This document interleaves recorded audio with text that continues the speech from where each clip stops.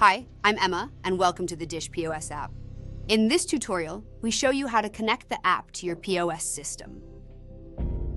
First, tap on Settings. If you would like to change the device's name, tap on POS device name and adjust the name. Note, this step is optional. To connect the device with your POS system, you need to enter the corresponding IP address. To do so, tap on Server Hostname IP address.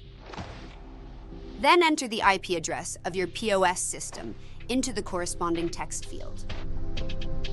Then confirm the IP address by tapping on OK. You now can log in. Do so by returning to the login interface by tapping on the backwards-facing arrow. That's it.